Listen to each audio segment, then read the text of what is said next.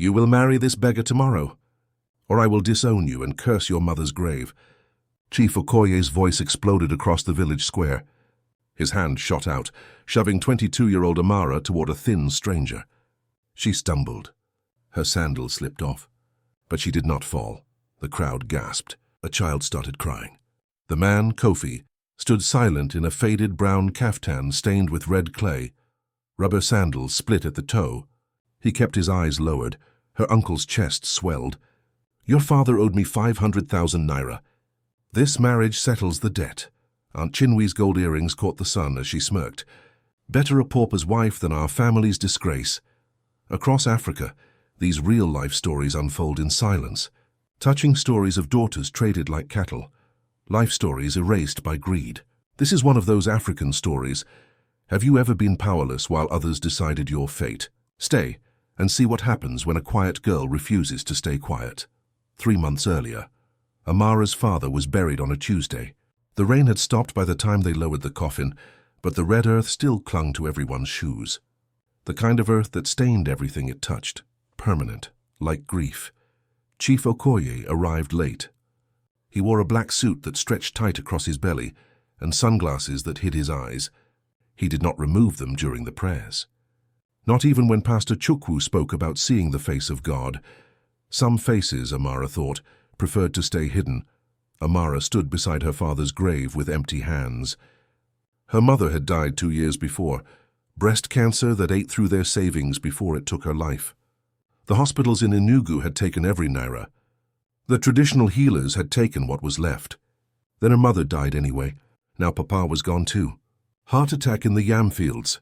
He was pulling weeds when his chest seized. 53 years old. Too young. But grief does not care about age. The mourners brought what they could. Bags of rice tied with string, tins of powdered milk with faded labels, prayers whispered in Igbo, ancient and comforting. Mrs. Okonkwo brought a live chicken in a woven basket. Mr. Ease brought a bundle of firewood. These were poor people bringing what they had. Honest gifts from honest hands, but Chief Okoye brought something else, a ledger. He waited until the crowd thinned, until only the closest family remained. Then he approached Amara where she sat under the mango tree, still in her black wrapper and headscarf. Her eyes were dry now. She had cried herself empty the night before. "Your father was a good man," the chief said. He did not sit, did not bend down to her level. He stood above her, blocking the sun. "But he owed me money." Amara looked up. Her throat felt raw from crying, from singing the burial hymns, from swallowing screams. "What money?" 500,000 naira. He opened the ledger with the care of a man handling sacred text. The pages were neat, ruled in blue ink. Someone had taken time with this, made it look official.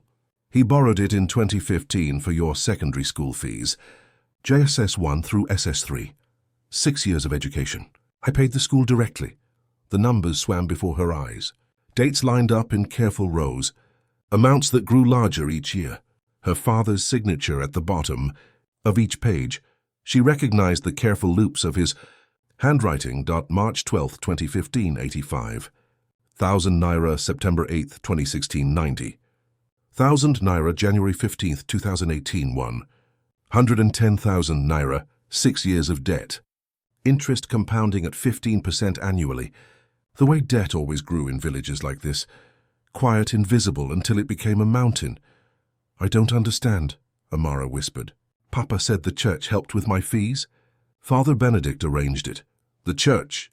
Chief Okoye's laugh was soft, almost kind. The kind of laugh that pretended to sympathize. "Child, your father was too proud to tell you the truth. He came to me 6 months before you started JSS 1, begged me, got down on his knees right there in my office, said his daughter was brilliant, that I should invest in your future, that you would make us all proud." He closed the ledger. The cover was embossed with gold lettering, Okoye Enterprises. The gold caught the light. Made it look important, legal, true. Now he's gone. The debt transfers to you. Traditional law. You know this. Amara did know.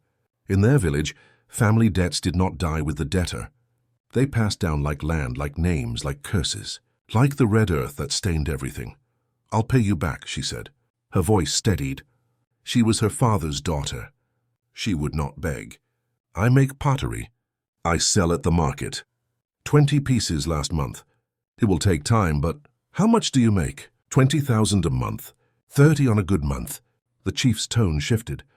Not cruel, but factual, mathematical. The voice of a businessman stating obvious truth. At that rate, with interest, you'll be 40 years old before you clear half of it. Maybe 50 if the market slows down. He let the silence stretch. Let her do the math in her head. Let the impossibility sink in like water into dry ground. Somewhere behind them a goat bleated. Children laughed in the distance, unaware that someone's world was ending under a mango tree. But I have a better solution, he said. A traditional solution. One that benefits everyone. Amara's stomach turned. She already knew what he would say. 1 week later, the solution arrived in the back of Chief Okoye's Land Cruiser. Dust billowing behind it like the red clouds of a storm. His name was Kofi. No surname offered. No family history. No village elders to vouch for his character. He climbed out of the vehicle slowly, like a man unsure of his welcome. Or like a man pretending to be unsure. Amara was in her compound when they came, throwing pots on her mother's old wheel. The wheel her mother had used for 30 years. The wheel that had fed their family when Papa's crops failed. Her hands were white with clay dust. White like bones. Like surrender, Chief Okoye did not greet her. Did not say good morning or offer condolences for her fresh grief. He gestured at Kofi, the way a man might point out livestock at the market. Assessing value, calculating worth. He's from Akabo village, 25 years old, orphan, owns 2 acres of farmland near the river. The chief's voice was casual, discussing the weather, discussing a transaction. Not much land, but the soil is good. He's a hard worker. Quiet, respectful, he'll do. Kofi wore the same faded kaftan she would later see in the square, brown like old blood, stained with red clay at the knees, the elbows. His feet were bare despite the hot earth. He carried a raffia bag across one shoulder, threadbare and patched. Everything about him said poor. Everything about him said desperate. But his eyes said something else. Aunt Chinwe emerged from the house, wiping her hands on her wrapper. She had moved in 3 days after the funeral, claiming she needed to help Amara manage the household affairs. But her help felt like occupation, like an army taking territory. She had already rearranged the kitchen, thrown away Papa's clothes, claimed the best sleeping mat. This is him? Chinwe circled Kofi like a buyer examining merchandise at the market, looking for defects, calculating price. So thin. Does he even eat? What kind of husband looks half-starved? He eats what he grows. The chief's tone suggested this was a virtue. He doesn't waste money on luxuries. He's a saver, responsible. That's what Amara needs, discipline. Amara set down her clay. Her heart kicked against her ribs like something trapped, like something fighting to escape. Uncle, what is this? Your marriage. The words landed flat. No preamble, no apology, no mercy. You'll marry him next month. The debt will be cleared. He'll take you to his farm. You'll work together, build a life. Send me 30% of your harvest for 10 years. After that, you're free. The debt is paid. Everyone wins, bride service. The old custom that everyone pretended didn't exist anymore. The custom that villages whispered about but never challenged. A daughter traded for debt forgiveness, legal in tradition, illegal in modern law. But tradition was older than law. And in villages like this, tradition won. No. Amara stood. Her legs shook, but her voice held. I won't do this. Chinwe's face hardened. The gold bangles on her wrists clinked as she crossed her arms. You ungrateful. I'll find another way, Amara continued, her words gaining strength. I'll borrow from the cooperative. I'll sell my mother's land. I'll work 3 markets instead of 1. But I won't be sold your mother's land. The chief's laugh was genuine now, full-throated, the laugh of a man who had already won. Child, that land is already registered to me. Your father used it as collateral in 2019. Did you not read the papers you signed at the funeral? The ones you signed between the first hymn and the second? The world tilted. The ground beneath her feet turned liquid. Those papers, you said they were for the burial permit. They were. And for the land transfer. Both legal. Both witnessed by Elder Nwosu and the village clerk. He pulled a folded document from his breast pocket with the flourish of a magician revealing a trick. Official stamps in blue ink. Government seals embossed in gold. You're educated, Amara. You graduated secondary school with distinctions. You should read what you sign. Her hands had been shaking that day, her eyes swollen almost shut from crying, her mind foggy with grief. She had signed whatever they put in front of her, trusted that family would not betray family, trusted that grief would be sacred, protected. She had been wrong. Kofi spoke for the first time. His voice was quiet, almost apologetic, but clear, educated. I will treat her well. Everyone turned to stare at him. His grammar was careful, his accent strange, not quite Igbo, not quite English, not quite anything from around here. Something educated beneath the farmer's clothes. Something that didn't fit the threadbare kaftan and split sandals. You don't get a say in this, Chinwe snapped. So you're the solution, not the negotiator. But Amara noticed. The way he stood, straight despite pretending to be humble. The way he looked at her, not with hunger or pity, but with something else. Curiosity, maybe, or recognition. The way someone looks at a puzzle they're trying to solve. I need time to think, Amara said. You have 1 week. Chief Okoye handed Kofi a small cloth bag. Coins jingled inside like bells. Like wedding bells. For your trouble. For agreeing to this arrangement. Bring her to the council meeting next Sunday. 2 o'clock. We'll make it official. We'll announce it to the village. Traditional ceremony to follow. They left in the same Land Cruiser. Kofi glanced back once before climbing in. His eyes met Amara's across the compound. And for a moment, just a moment, she saw something in them that looked like an apology. Or a promise. Then he was gone. The red dust settled. Amara stood in her compound, surrounded by unfinished pots. Her mother's wheel still spinning slowly. The clay still wet under her hands. But her life had already hardened into a shape she did not choose. Her aunt's voice cut through the silence like a knife. You should be grateful. Your father was a fool with money, a dreamer. All those big plans and nothing to show for it. Now someone else will feed you. House you. You'll have a husband. That's more than you deserve. My father, Amara said quietly, was not a fool. Then where is his money? Where are his savings? Chinwe's gold earrings flashed in the sun. Gone, all gone. On your school fees, your mother's medicines, his dreams of making you someone important. He died with nothing. Less than nothing. He died owing money. That's worse than being poor. That's being irresponsible. He died with dignity. Dignity doesn't pay debts. Dignity doesn't put food on the table. Dignity is what poor people cling to when they have nothing else left. Chinwe turned to go back inside. You have 7 days to accept reality. Use them wisely. That night, after Chinwe had gone to sleep, Amara searched her father's old room. The room that still smelled like him, like honest sweat and palm wine and the tobacco he smoked in his old pipe. She pulled out every box, every folder, every envelope tied with string. She found his real records, exercise books where he tracked every shilling with the precision of a clock, receipts from the school bundled together with rubber bands, bank statements folded into careful squares, and there in a battered envelope marked Okoye paid in full in her father's careful handwriting, she found the truth, payment receipts. Dated 2018, 2019, 2020. Stamped by First Bank of Nigeria. Signed by Chief Okoye himself. Witnessed. Official. Real. Her father had paid back everything. The debt was a lie.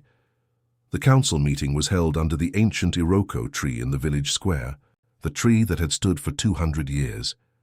The tree where marriages were blessed and disputes were settled and judgments were passed down. 7 elders sat on wooden benches worn smooth by decades of use. Chief Okoye sat elevated in the center, his chair raised on a platform of packed red earth. Amara arrived with the envelope hidden in her wrapper, pressed against her ribs like a secret weapon. Her plan was simple. Show the receipts, expose the fraud, let the elders judge. Let tradition work in her favor for once. Let the truth be louder than the chief's lies. But the elders had already judged. This matter is settled, said Elder Nwosu before Amara could speak. He was 70, with clouded eyes and hands that shook even when he was sitting still. Chief Okoye has presented his case to us privately. We have reviewed his documents. The debt is real. The marriage arrangement is fair under traditional law. This is not a discussion. This is an announcement. I have evidence, Amara started, her voice too loud, desperate, evidence. Chinwe stood from the women's section, where wives and daughters sat separated from the men. You have grief and confusion. You have a young girl's stubbornness. Your father would be ashamed of this disrespect, ashamed of how you're questioning your elders in public. Amara pulled out the envelope. Her hands steady now, steady with anger. My father paid his debt. I have bank receipts, stamped by First Bank, signed by Chief Okoye himself, witnessed by bank officials. She handed them to Eldon Wosu. His fingers trembled as he unfolded the papers. The crowd leaned forward. Even the children stopped playing. The chief did not move, did not flinch. He sat like a man watching a play he had already seen. These receipts, Nwosu said slowly, squinting at the faded ink, are for a different loan, a business loan from 2017, for your father's yam export venture. That was already settled when the business failed. This is separate. He passed them to the chief with shaking hands. Your father borrowed twice, child. Once for business in 2017. Once for your education in 2015, 2 separate agreements, 2 separate ledgers. This envelope refers to the business loan only. The chief's voice was patient. A teacher correcting a student. Your father was organized. He marked everything carefully. But you're reading the wrong receipt. That's not, Amara's voice cracked. The envelope says paid in full. Not business loan paid, just paid in full. The chief produced a second ledger from beneath his chair. A second contract. Dated March 2015, her father's signature at the bottom. Witnessed by the same bank officials. Everything legal. Everything official. How many ledgers did he have? How many lies had he prepared? Amara's hands went cold despite the afternoon heat. You're lying, she whispered. The crowd gasped. You did not call a chief a liar. Not in public. Not under the Iroko tree. Not if you wanted to remain part of the village. Careful, child. Eldon Wosu's tone sharpened like a blade. To accuse a chief of lying in public council invites serious censure. Perhaps even banishment. Watch your tongue. Then let me verify with the bank. Let me see the original documents. The school closed in 2021, the chief interrupted smoothly. You remember that terrible fire. The administration building burned down. Years of student files lost. They tried to salvage what they could, but he shrugged. Most records before 2020 are gone. Too convenient. Too perfect. I'll go to the bank myself, Amara said. They keep digital records now, backups. The government requires it. The bank is in Enugu, 3 hours away by bus. You have money for transport? For the 5,000 naira administrative fee to access archived records. The chief's voice was patient, reasonable. You have time to travel while your crops rot in the field, while your pottery customers go to other markets, while your compound falls into disrepair. She had none of these things. And when you get there, he continued, you'll need a lawyer to interpret the documents if they even release them to you. Banking privacy laws. Unless you're the account holder, which you're not, they can give you nothing. Do you have a lawyer? Do you have the 10,000 naira for consultation? She had none of these things. The trap was perfect, legal, thorough, built over years. Eldon Wosu sighed. A sound like wind through dry grass. Child, this is not cruelty. This is tradition. It has served our people for generations. You marry the young man. You work together. You build a life. In 10 years, your family's honor is restored. Your father's debt is paid. Everyone wins. This is fair. And if I refuse? The silence that followed was heavy, thick like the air before a storm.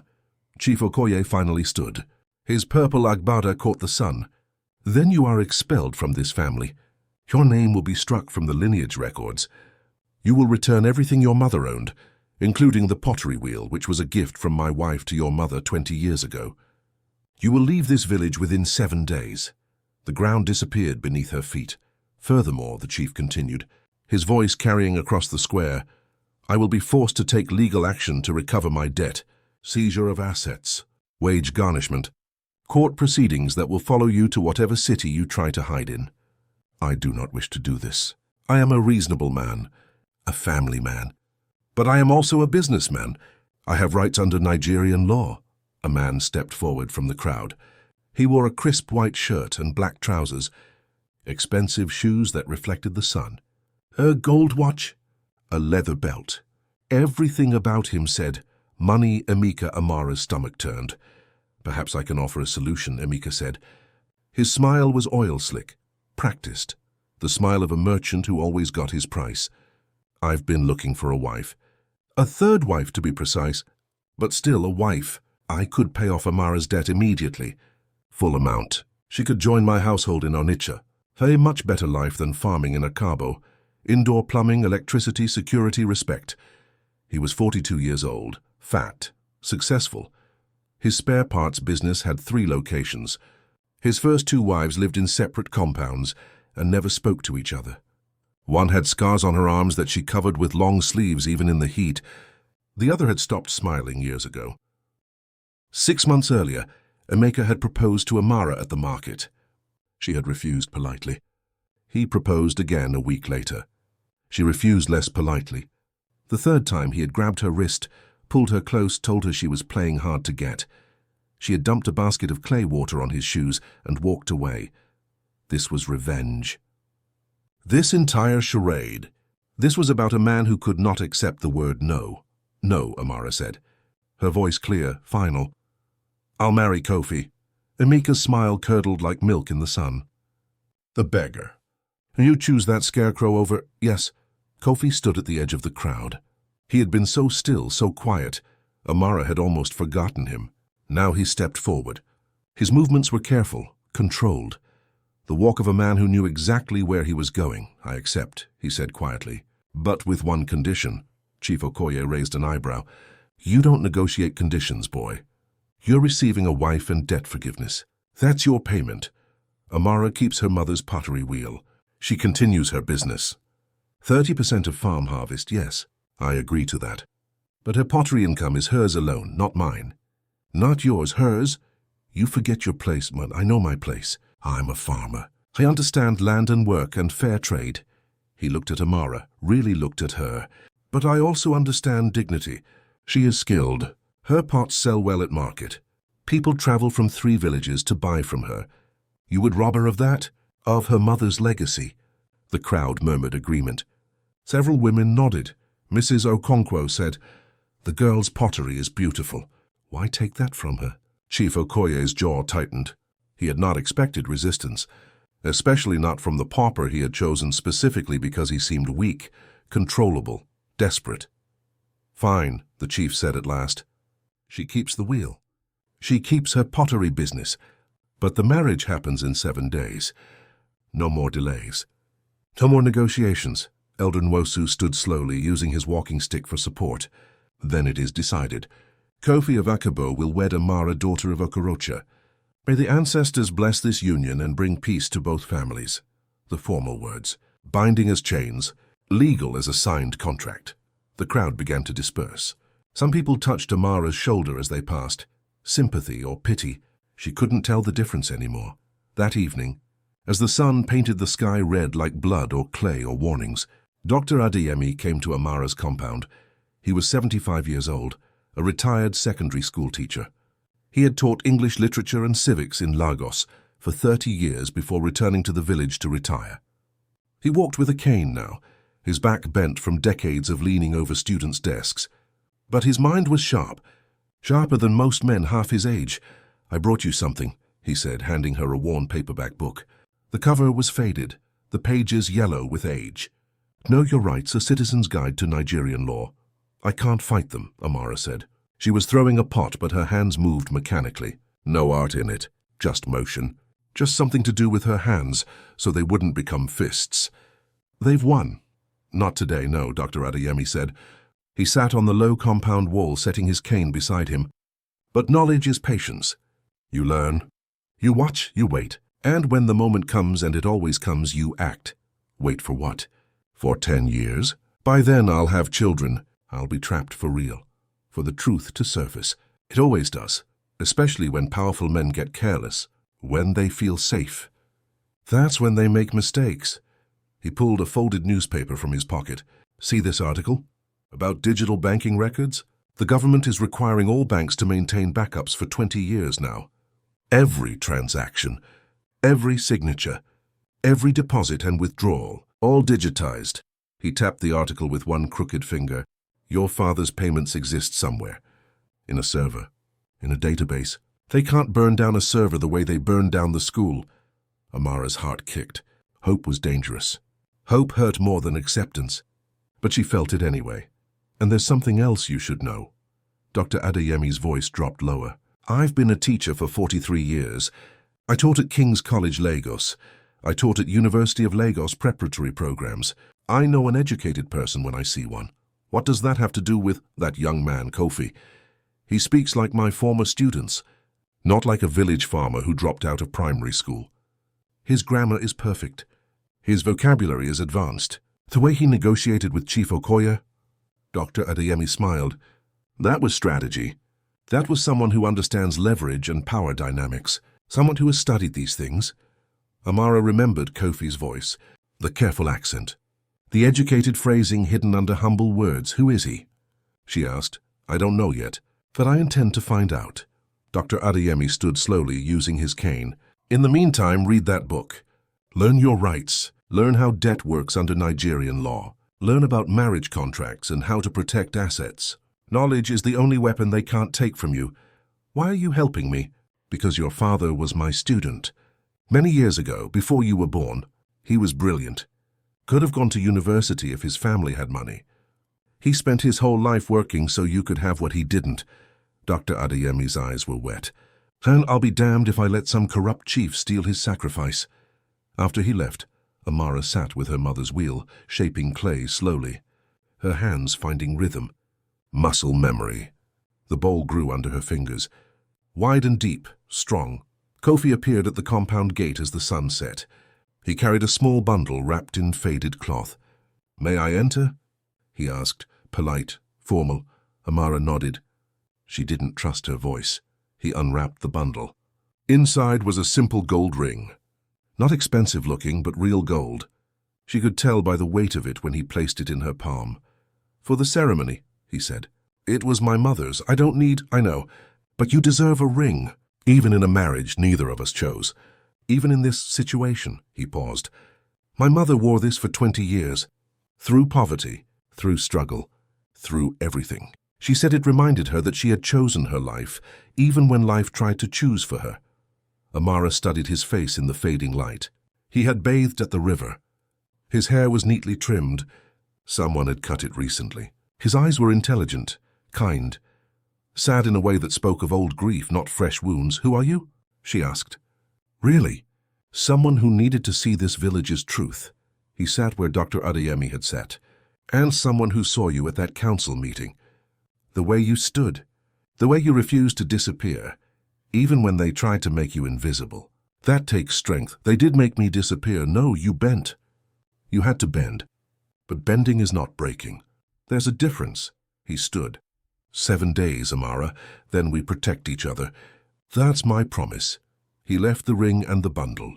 Inside, beneath where the ring had been, was a white handkerchief embroidered with tiny blue flowers.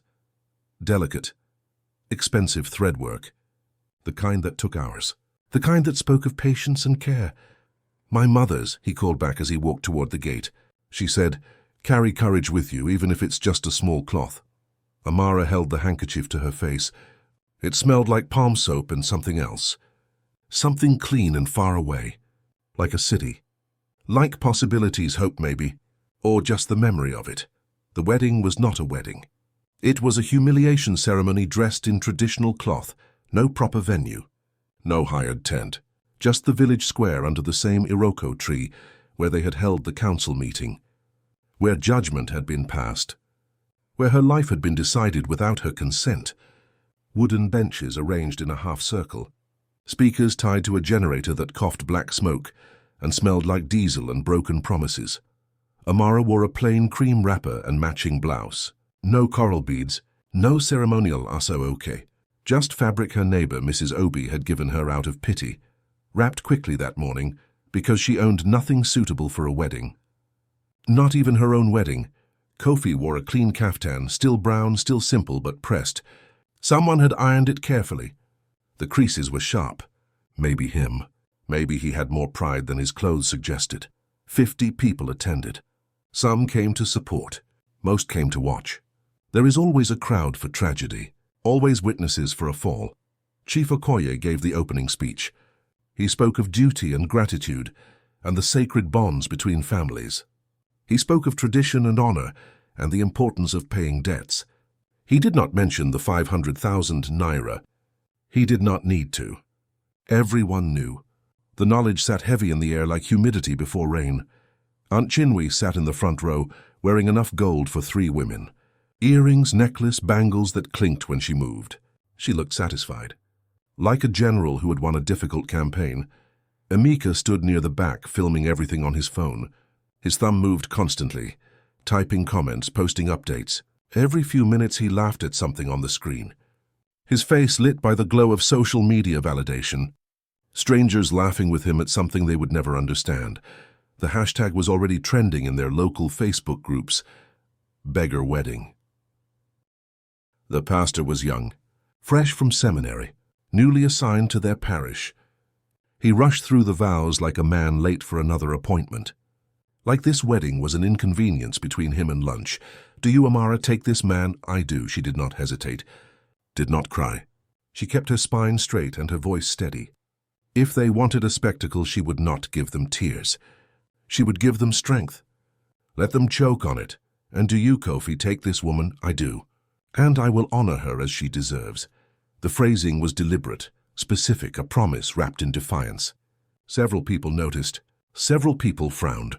Chief Okoye's face tightened, but he said nothing. What could he say? The man had agreed. The marriage was proceeding. They signed the papers. Registry marriage, legally binding under Nigerian law. Kofi's signature was careful, controlled. Educated handwriting, the kind taught in good schools. The kind that didn't match his threadbare farmer costume. Amara signed beside him. Her hand did not shake. Not once. Children threw wilted petals, cheap ones bought at the market that morning. The crowd clapped politely. Some women wiped their eyes. Whether from sympathy or second-hand shame, Amara could not tell. Did not want to know.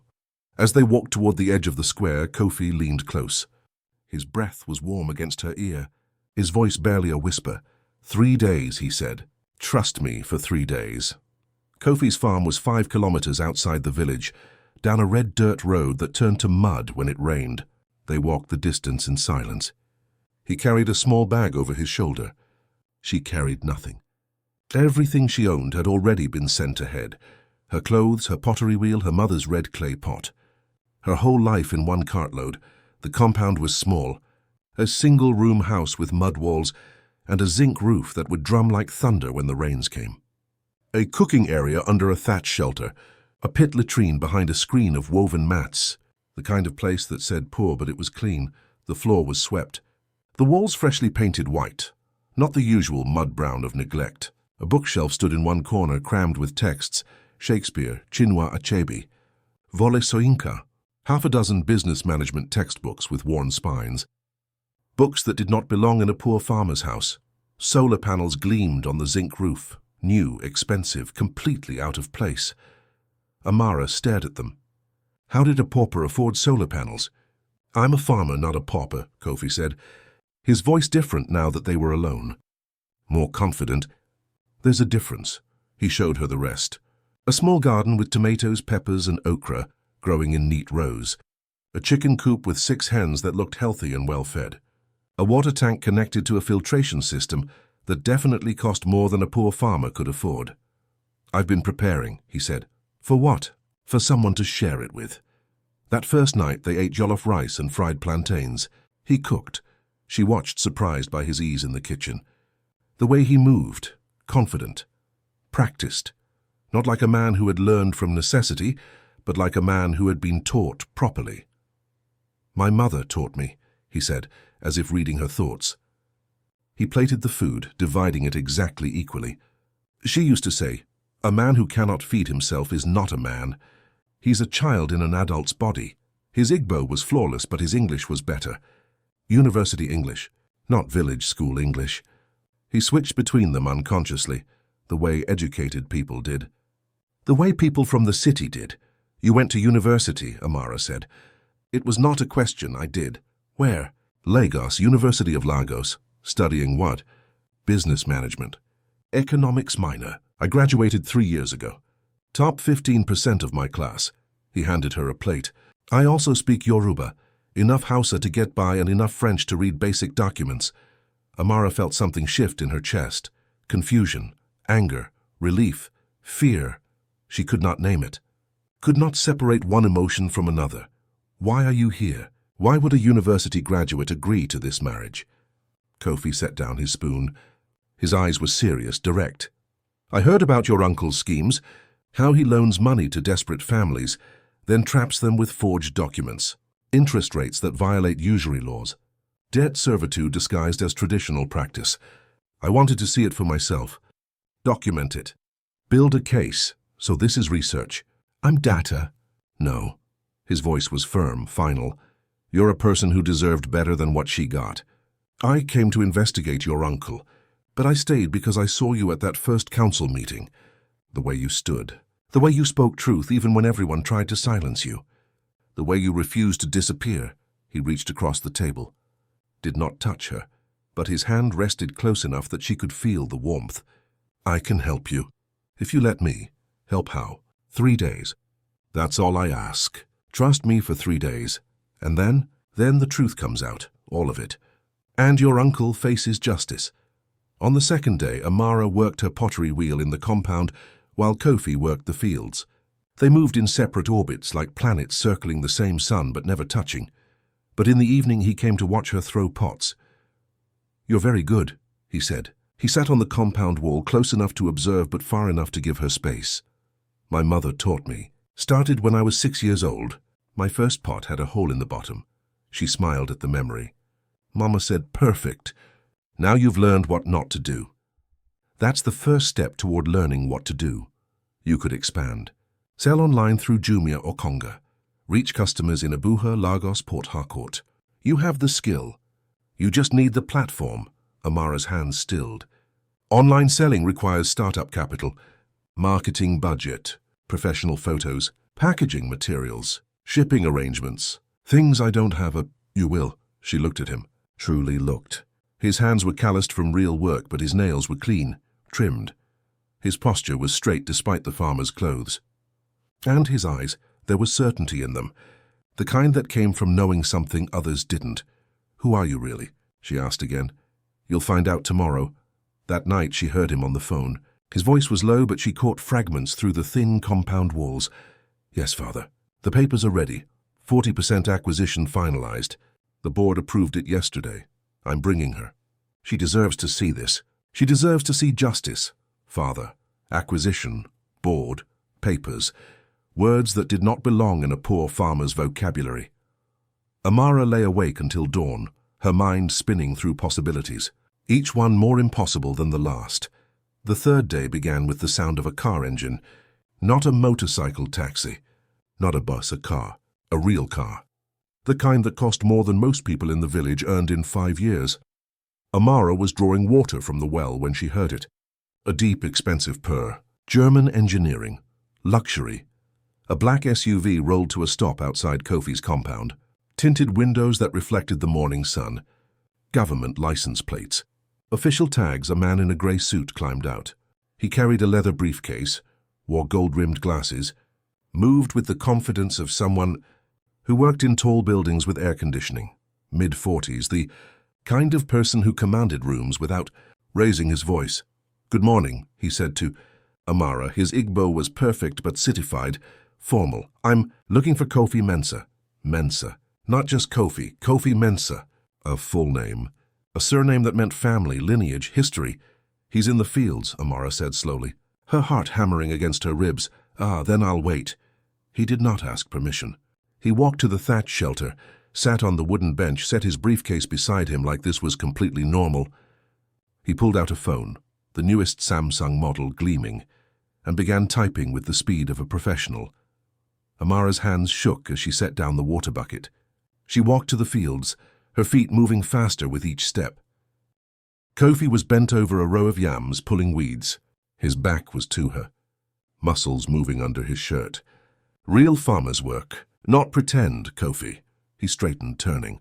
There was no surprise in his face. He had been expecting this. Planning for this. He's here? Kofi asked. Who is he? My father's lawyer. He pulled off his work gloves, dropped them in the red dirt.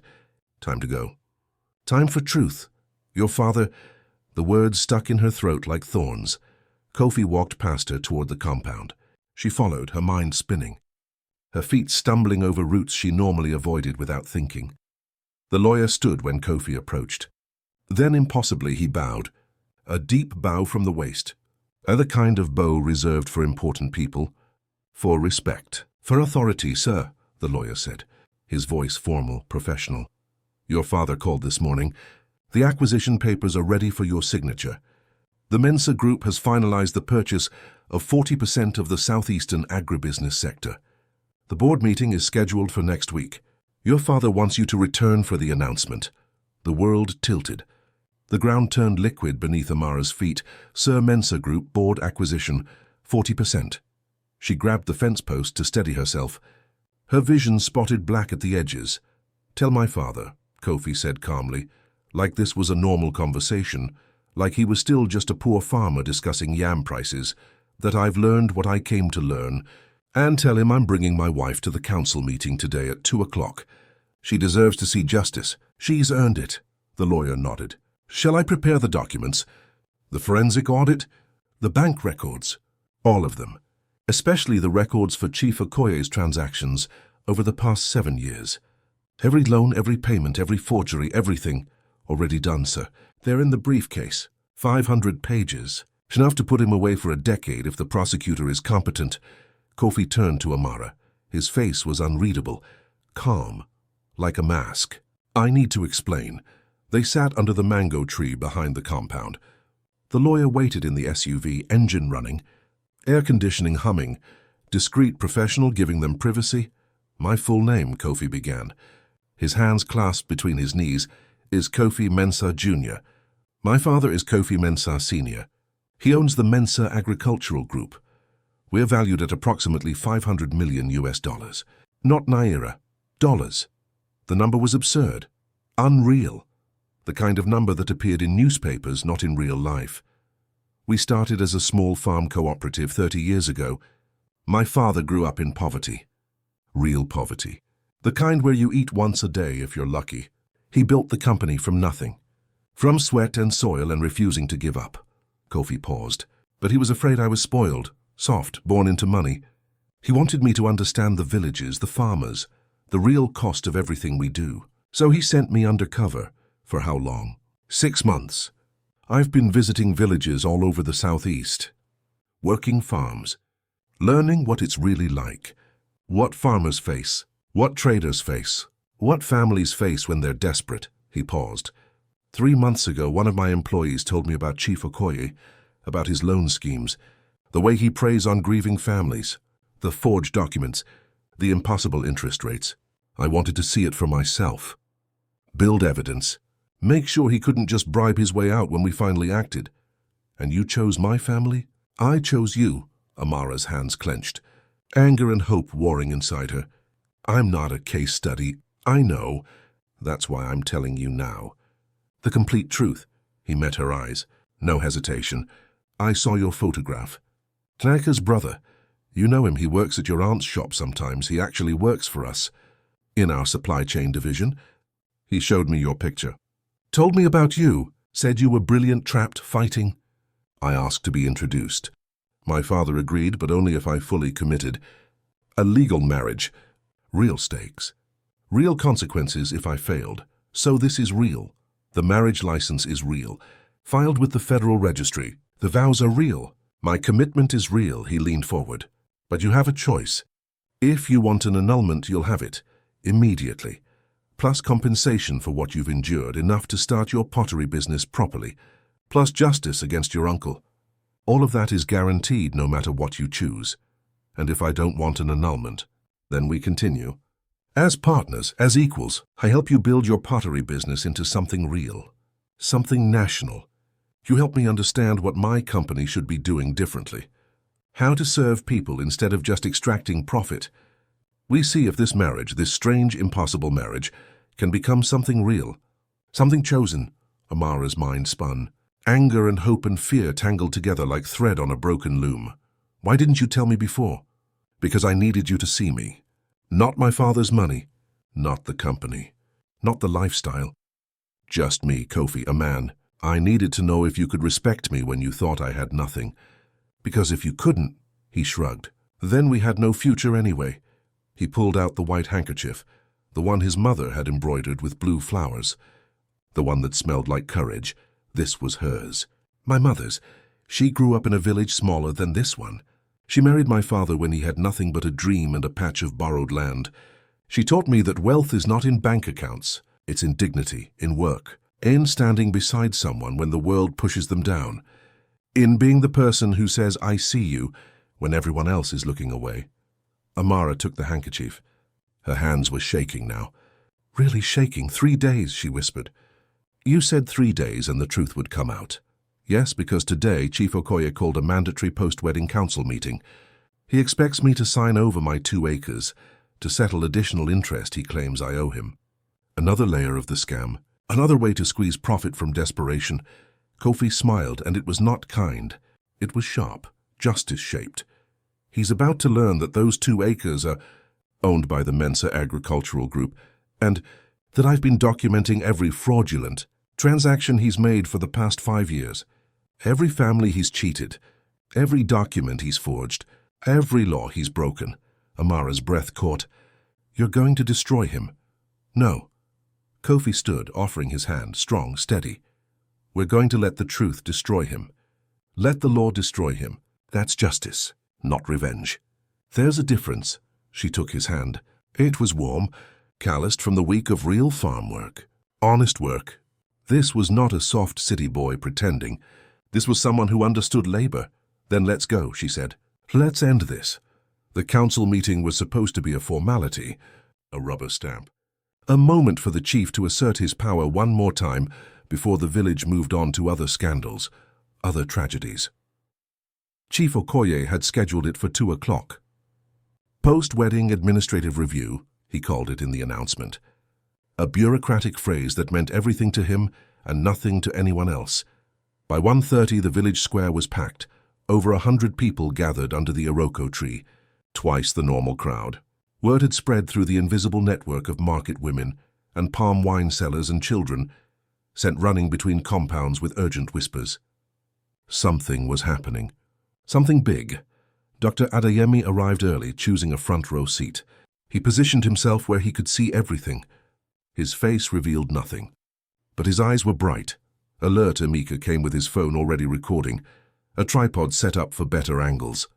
Part 3 of the beggar wedding saga, he announced to his phone, his voice loud enough for everyone to hear. Let's see what happens when reality hits the happy couple. His ew comment section was already filling with laughing emojis and mockery from strangers who had never met Amara but felt entitled to judge her life. Aunt Chinwe arrived by taxi, completely unnecessary since she lived a 10-minute walk away. But she wanted an entrance, more gold jewelry than any one person needed. She looked satisfied, victorious, like a woman who had won a war.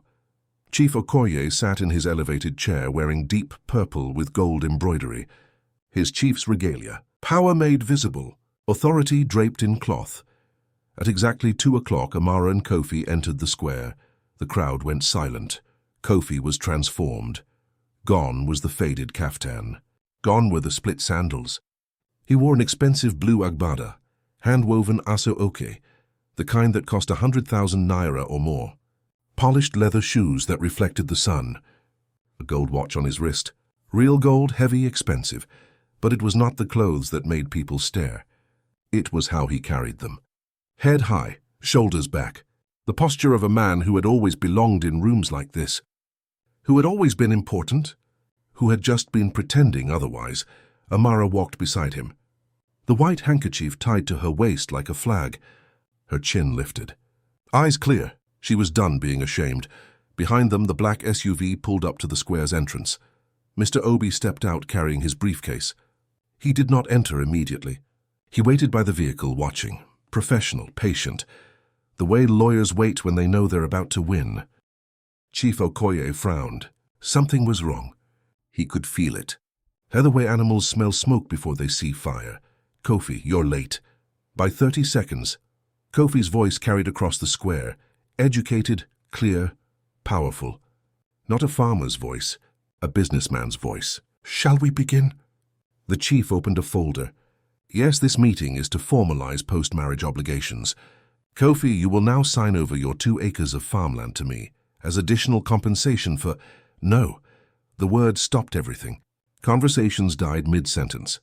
Children stopped playing. Even the breeze seemed to pause. Excuse me? I said no. I will not be signing anything. Murmurs rippled through the crowd like wind through grass. Emeka zoomed in with his phone, grinning. This would get even more views, more engagement, more validation from strangers. Boy, you don't seem to understand, the chief began. My name is Kofi Mensah Jr. His voice did not rise, but somehow everyone leaned forward. And I understand perfectly. Mensah? Chinwe laughed, nervous. What kind of name is the Mensah Agricultural Group? Perhaps you've heard of it? He paused. Let it sink in. We're valued at approximately $500 million US. We control 40% of the southeastern agribusiness supply chain. We process goods from over 2,000 farms. We employ 3,000 people directly and another 10,000 indirectly. He let that sit. Let them absorb it.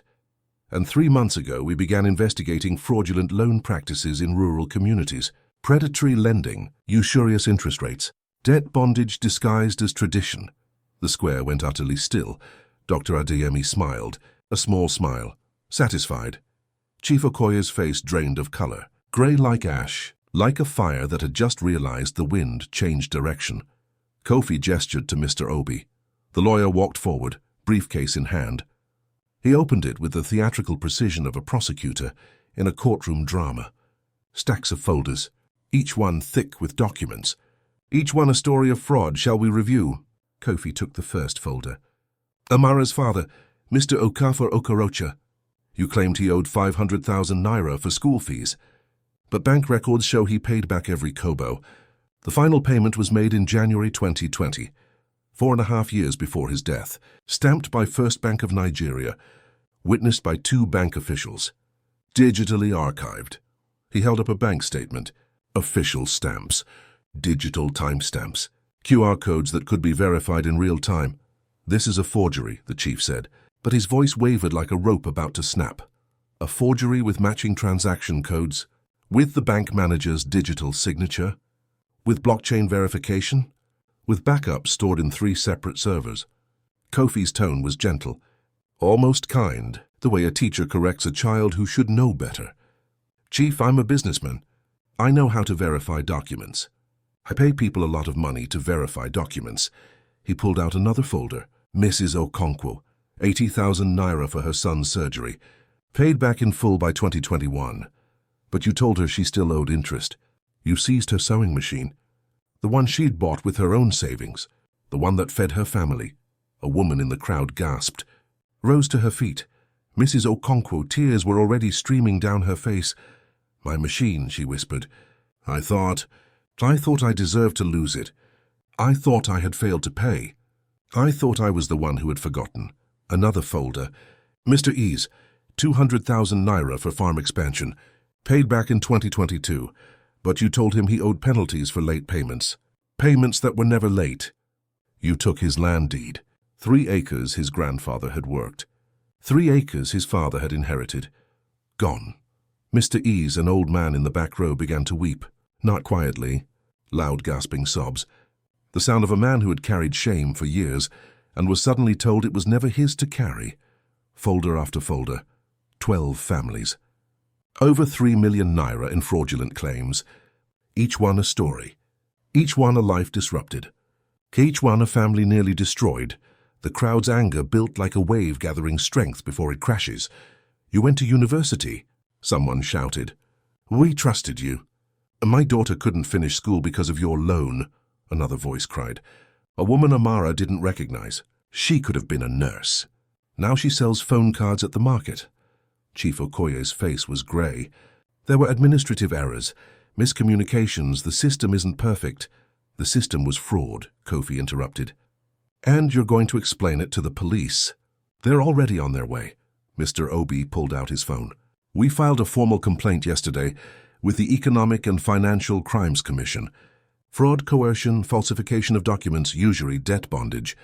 Multiple counts. Federal charges. This isn't village council jurisdiction anymore. Emeka's smile vanished. He lowered his phone slowly. This was not the content he had been expecting. Wait, Amika said. I had nothing to do with... Actually, you did. Kofi took another folder. This one had Amika's name on it. You partnered with Chief Okoye in several ventures, including a scheme to undervalue village farmland, so you could purchase it cheaply for your business expansion. You're listed as co-conspirator in the Easeland seizure. The deed transfer has your signature on it, right there. Next to the chief's, Amika's face went white. He told me it was legal. He said the old man wanted to sell. The old man never wanted to sell. You know that. We have recorded phone calls between you and the chief, discussing how to pressure the old fool into giving up. Kofi's voice hardened. And you filmed Amara's wedding to mock her publicly.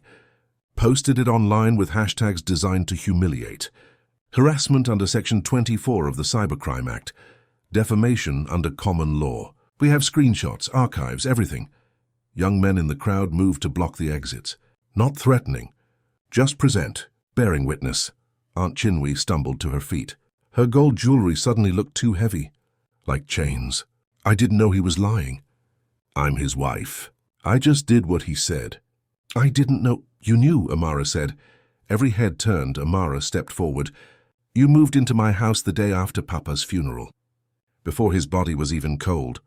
You wore his gold watch at my wedding, the one Mama gave him on their 10th anniversary. The one with their initials engraved on the back. I saw it on your wrist when you were adjusting your wrapper. Chinwe's hand flew to her wrist, covering the watch instinctively. Proof without words. You helped him search Papa's room for documents. You told me I was ungrateful when I questioned the debt. You called me disrespectful for asking to see proof. You benefited from every forged loan he made because you spent the money. The gold you're wearing. The taxi you took today. The new phone I saw you with last week. Where did that money come from? Amara's voice was steady, calm. The kind of calm that comes after rage has burned itself clean. You knew.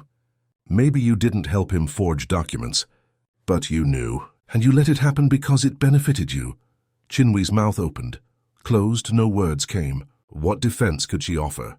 Dr. Adeyemi stood slowly, using his cane for support. When he spoke, his voice carried the authority of decades. I propose that Chief Okoye be removed from this council immediately, that all affected families be compensated in full from his assets, that Aunt Chinwe return every item she took from Amara's household, and that we elect new council leadership, one that serves this village instead of exploiting it. Seconded, said Elder Nwosu. His voice was thick with shame. I should have investigated years ago. I was blinded by friendship, by respect for tradition, by gifts. He pulled out 3 red envelopes, the chief's bribes, stacks of Naira notes visible inside. I returned these. With apologies to everyone I failed, other elders began returning their bribes. Envelopes piled up on the platform. A mountain of corruption visible to everyone. Chief Okoye sank back into his chair. The purple agbada no longer looked regal. It looked like a costume. Like dress-up. Like a child playing at being important. Sirens sounded in the distance. Getting closer. 2 police vehicles pulled into the square. 4 officers stepped out. Official, professional, the kind that made people sit up straight. Chief Okoye, the lead officer, consulted a document. You are under arrest for fraud, coercion, and falsification of legal documents. Multiple counts under the Criminal Code Act. You have the right to remain silent, but anything you say can and will be used against you in court. They read him his rights. The crowd watched in stunned silence. History was happening. Justice was visible. As they led him away in handcuffs, Chief Okoye looked at Amara. For the first time, she saw fear in his eyes. Real fear, the kind that understands consequences are finally arriving. I gave you a husband, he said. I was trying to help you. I was following tradition. You gave me a cage, Amara replied, her voice clear, final. But he, she gestured to Kofi, gave me the key, and I'm keeping it. The police vehicle drove away, dust rising. Then a second officer approached Emeka. You're wanted for questioning as a co-conspirator. Please come with us. Emeka's phone fell from his hands. The screen cracked on impact, spiderweb patterns spreading across the glass. His last video was still uploading, still streaming. A beggar wedding was about to trend for very different reasons. After they were gone, the square erupted. Not chaos, relief. Anger turned to tears, turned to something like joy. The kind of joy that comes after long suffering, after believing you deserved your pain and suddenly learning you didn't. Mrs. Okonkwo grabbed Amara's hands. "Thank you.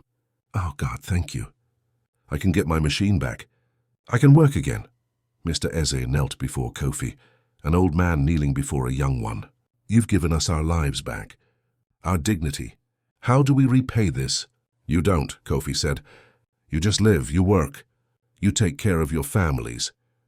"That's enough." Dr. Adeyemi stood on the platform. "We will form a new council by next week. Transparent, accountable. Every decision will be recorded. Every expenditure will be public. This village deserves better. And starting today, we're going to be better." The crowd cheered. Real cheers. Not polite clapping. Celebration. Kofi turned to Amara. In his hands was her mother's red clay pot, the one Chinwe had confiscated the day before the wedding. The one that held her mother's ashes. The one that represented everything she had lost and everything she was fighting to keep. "I bought it back this morning," he said. "From the trader Chinwe sold it to. Cost me twice what it's worth. But some things aren't about money." He handed it to her. "Your true inheritance. No one takes this from you again." Amara took the pot. It was warm from the sun, heavy with memory and love and grief and hope all mixed together. She did not cry. But something inside her loosened, a knot she had carried since Papa's funeral, since Mama's death, since she learned that family could be cruel. The knot came undone. "Thank you," she whispered. "No," Kofi said. "Thank you for showing me what real courage looks like, for teaching me that strength isn't about money or power. It's about standing up when everything is pushing you down." The crowd surrounded them. Children reached out to touch Kofi's agbada, wanting to touch wealth, wanting to believe that good things could happen to good people. Women sang. Men clapped, and for the first time in months Amara smiled. Not a polite smile, not a small smile, a real smile. Wide and unguarded and free. The village council reconvened 1 week later. This time was different. The changes were subtle but profound. No elevated chairs. No platform. Benches arranged in a circle, everyone at the same level. Everyone equal. Dr. Adeyemi sat as moderator, not chief, elected unanimously by secret ballot. He had refused the title chief 3 times. "I am a teacher," he said finally. "That has always been enough for me." 12 families sat in the circle. Chief Okoye's victims, their faces no longer etched with shame, just exhaustion and cautious hope. The kind that's afraid to believe but can't help believing anyway. Mr. Obi, the lawyer, presented the restitution plan. Professional, thorough. Chief Okoye's assets have been frozen pending trial. His properties, vehicles, and business holdings are being liquidated under court supervision. Preliminary valuation 8 million naira, gasps around the circle. That was more money than most people in the village would see in a lifetime. Each family will receive full compensation for fraudulent debts, plus 10% annually for damages and suffering. "Mrs. Okonkwo, your sewing machine has been recovered and will be returned today." Mr. Ease, "Your land deed has been legally restored and re-registered in your name at government expense." Mrs. Okonkwo wept. Mr. Ease bowed his head, shoulders shaking with sobs he'd been holding for years. Additionally, the Mensa Agricultural Group is establishing a microfinance cooperative here. Fair interest rates capped at 8%, less than half the national average. Transparent contracts reviewed by independent lawyers. No collateral required for loans under 50,000 naira. Financial literacy training for all borrowers. Someone asked, "Why would a big company help us? What do you get from it?" Kofi stood. He wore simple clothes today, a plain shirt and trousers. "No agbada, no performance. Because my father grew up in a village like this. A moneylender cheated him when he was 20 years old. Told him he owed triple what he'd borrowed. Nearly destroyed him. He built our company so that what happened to him wouldn't happen to others. But somewhere along the way, we got too big to see individual villages, too removed to hear individual stories. This reminded me why we exist, who we're supposed to serve." Dr. Adeyemi nodded. "And what of Aunt Chinwe?" Chinwe sat in the corner. She looked smaller than Amara had ever seen her. No gold jewelry today, just a plain wrapper. Shame visible in every line of her body. "She has returned all items taken from Amara's household," Mr. Obi said. The pottery wheel, kitchen implements, clothing, furniture, everything documented and witnessed. And the watch. Chinwe pulled it from her bag with trembling hands. Her father's gold watch, the one he'd worn every day of his adult life. She held it out to Amara, unable to meet her eyes. "I'm sorry," Chinwe whispered. "I was jealous. Your mother was beautiful, kind, everything I wasn't. Your father loved her completely, my husband. He loved money more than me. I told myself I deserved more, that your family had taken what should have been mine. I was wrong. I'm sorry." Amara took the watch, heavy, solid. Her father's initials engraved on the back, O.O. Okafo Okorocha, a good man who had died with dignity intact. "You helped him steal from me," Amara said quietly. "You moved into my home while I was still mourning. You wore Mama's jewelry. You slept in their bed, I know. You called me ungrateful, told me I should be happy to marry a beggar. Laughed when I cried. I know." Chinwe's voice broke. "I have no excuse. Only this, I am sorry." The circle waited. This was Amara's moment. Her choice. Forgiveness or judgment. Mercy or justice. Amara turned the watch over in her hands, felt its weight, its history, its meaning. "I forgive you," she said. Chinwe's head snapped up. Disbelief in her eyes. "Not because you deserve it, but because hate would cage me as much as you tried to." Amara's voice was steady. She had thought about this for days. Prepared these words. Meant them. "I forgive you so I can be free, so I can move forward without carrying you with me. But I won't forget, and we are not family. You will face your consequences. You will work your community service. And after that you will live your life and I will live mine, separate, with boundaries, with distance." Chinwe nodded. "Understanding." "Separate," she repeated. "I understand." Dr. Adeyemi cleared his throat. "The magistrate has ordered 200 hours of community service, teaching literacy classes to young girls, no pay. If completed successfully, the criminal charges will be dropped. If not completed or if done poorly, prosecution will proceed." And Emeka, someone asked, "Trial is pending. His business license has been revoked. Inventory and assets are being liquidated. Proceeds will go to village infrastructure, a new borehole for clean water, solar streetlights for safety, school repairs, textbook purchases." Murmurs of approval rippled through the circle. Dr. Adeyemi stood slowly, leaning heavily on his cane. "We have a proverb, Onyekwe Chiya Ekwe. If a person says yes, their chi, their god, their spirit agrees. Both must consent for true partnership. Both must choose." He looked at Amara and Kofi. "You two were forced into partnership, but you have both said yes to justice, to dignity, to rebuilding. May your chi agree with your choice. May your spirits find peace." The circle clapped. Not thunderous applause. Just steady, sincere appreciation, recognition, witness. That evening, Amara and Kofi stood behind their compound under the mango tree. The sun was setting, painting everything red and gold. Kofi held a small Iroko sapling in both hands. "In my mother's village, they plant a tree when something important begins. Weddings that are chosen, births, peace agreements after conflicts, beginnings. What about endings?" Amara asked. "Endings too. Because endings and beginnings are often the same thing. A door closing, a door opening. Sometimes you can't tell which is which until years later. They planted it together, each holding one side. Equal partners digging into red earth. The same earth that had stained everyone's shoes at her father's funeral. The same earth that held generations of stories. When they finished, Kofi stepped back, wiped his hands on his trousers. "We married in law, but not in choice. I meant what I said before. If you want an annulment, you'll have it. No conditions, no obligations. Plus everything I promised. Compensation, business support, freedom. And if I don't want an annulment, then we start again properly. I caught you the right way. You decide if I'm worthy. We see if this strange, impossible marriage can become something real. Something chosen by both of us. You're a billionaire's son. I'm a village potter. You're an artist. A survivor, a woman who stood in front of 100 people and chose dignity over safety." Kofi's voice was soft, serious. "I'm the one who needs to prove I'm worthy, not you." Amara looked at the sapling. So small, so fragile. But its roots were already reaching down, already searching for water, already choosing to grow. "Then court me," she said. "But I have conditions." Name them.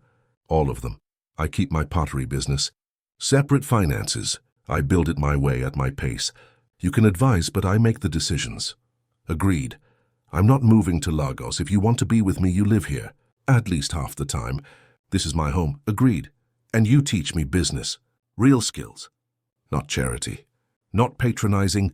Let me help the poor village girl nonsense partnership. You teach me finance, marketing, management. I teach you pottery, village dynamics, how to actually listen to farmers instead of just buying their crops. Kofi smiled. That's the easiest one. Agreed to all of it. Amara held out her hand. Not for a handshake. For something more. For a beginning, Kofi took it. His palm was warm. Calloused from the week of real farm work, honest work. This was not a soft city boy playing dress-up. This was someone who understood labor. 6 months, Amara said. We see if this works. If it doesn't, we part as friends. I keep my business, you keep yours. No hard feelings. If it does work, if it does, we plant another tree, a bigger one. And we decide together what it means. They stood as the sun set, hands joined, the Iroko sapling between them like a promise neither of them was ready to name yet. The white handkerchief was tied to the lowest branch. Fluttering gently in the evening breeze, a flag of courage. A reminder. A beginning. 6 months later. The pottery studio sat at the edge of the compound. Someone had built it properly. Red clay walls, a zinc roof that didn't leak. Windows that let in light without letting in dust. Proper ventilation. Professional setup. Amara bent over her wheel, hands guiding wet clay into a wide bowl. Smooth. Even. Perfect. The kind of perfection that only comes from 10,000 hours of practice. 15 women worked alongside her. Young and old. Widows and mothers. Students and teachers. Each at their own wheel, learning the craft. Some were natural. Some struggled. All were paid fairly. This was not charity. This was business. The Amara Okorocha Pottery Cooperative had launched 3 months ago. Fair wages above market rate. Profit sharing, health insurance. Pension contributions. Orders came from Abuja, Lagos, Port Harcourt. Even international buyers who had discovered them through Instagram and a well-designed website that Kofi had helped create, but Amara controlled completely. Last month, they had made 700,000 naira in revenue. After costs, each woman took home more than they'd made in the previous 6 months combined. Kofi had taught her digital marketing, SEO, social media algorithms, business accounting. She had taught him the language of clay, how to read a village, how to listen to what people didn't say. Partnership, real partnership. The Iroko tree they planted was now waist-high, strong, its leaves bright green. The white handkerchief still tied to a branch, faded now from sun and rain, but still there. Still fluttering, Kofi split his time. 2 weeks at the farm and cooperative, 2 weeks in Lagos with the Mensa group board. When he was home, he worked beside her, not as a boss, not as a savior. As a partner who was still earning her trust every single day, he was succeeding. Last week he had asked her to renew their vows, not because the first ones weren't legal, but because the first ones weren't chosen. He wanted to marry her again.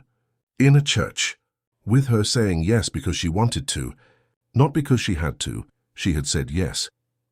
Dr. Adeyemi's new council had transformed the village in ways both visible and invisible. The borehole brought clean water to 200 families. No more walking 3 kilometers with heavy jerry cans. No more waterborne diseases. Solar streetlights made evening markets safer. Women could walk home after dark without fear. The school had new desks, new books, new computers. Teachers were paid on time. Students were staying in school instead of dropping out to work.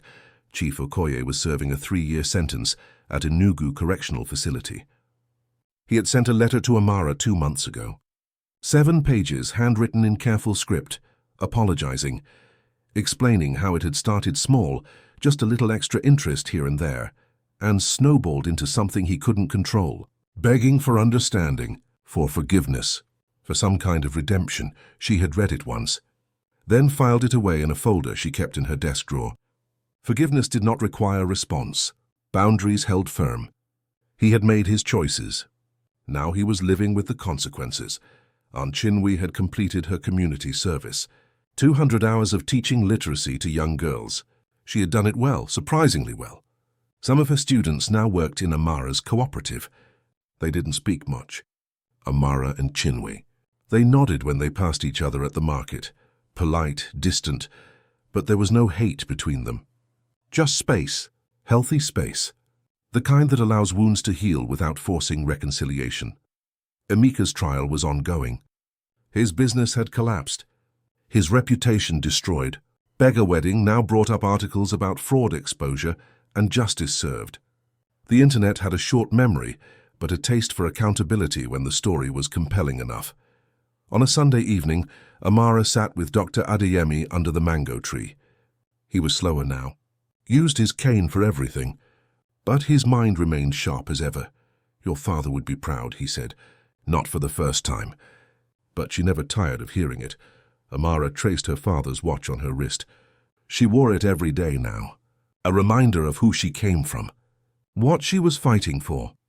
"I wish he could see this," she said. The cooperative. The women working. The way things changed. He does see it. Through you. Through every woman you teach. Through every pot you sell that feeds a family. Through every boundary you set that protects your dignity. Dr. Adeyemi smiled. His eyes were wet. That is how the dead live on. Not through prayers or sacrifices. Through the seeds they plant. Through the children they raise. Through the values they pass down. Your father planted you. Now you're bearing fruit. That's how it works. Kofi emerged from the house carrying 2 cups of palm wine and 1 of juice for Dr. Adeyemi, who no longer drank alcohol. He handed them out, then sat on the ground at their feet. Comfortable, no need for hierarchy here. A toast, the old teacher said, raising his cup. To justice, to dignity, to the quiet strength that changes villages, and to the stubborn souls who refuse to accept injustice as normal. They drank. The palm wine was sweet and cool. These African stories, stories of daughters rising from humiliation to power, of justice delayed but finally delivered, of marriages built on choice instead of coercion. These are the touching stories that remind us what really matters in this world. Life stories like Amara's are not fairy tales. They are not fantasies. They are blueprints. Real life stories of ordinary people doing extraordinary things when pushed to their absolute limits.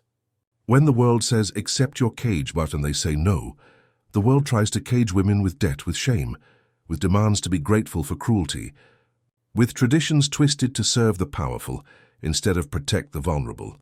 But some women refuse the cage, some women choose the key, and some women build something better than the cage or the key. They build doors. They build windows. They build entire houses where others can find shelter. What would you do if someone weaponized your grief against you? If they told you to smile while they stole your future? If they used tradition as a weapon instead of a guide? Have you ever been underestimated, dismissed, treated as less than human, only to prove them devastatingly wrong? Share your story in the comments below. Your voice matters. Your experience matters. Your survival matters. Someone reading this needs to hear that they're not alone. That resistance is possible. That justice, however delayed, can still arrive. Subscribe for more African folktales where resilience wins, where justice is served, where the quiet ones become the powerful ones, where traditions are honored without being worshipped, where the old and new find balance. Next week, the housemaid who overheard the CEO's secret and used it to change her life forever. You won't want to miss it. Hit that subscribe button. Share this with someone who needs to hear it. Someone who's being told to accept less than they deserve. Someone who's being told that speaking up is disrespectful. Someone who needs to remember they tried to bury her. They didn't know she was a seed.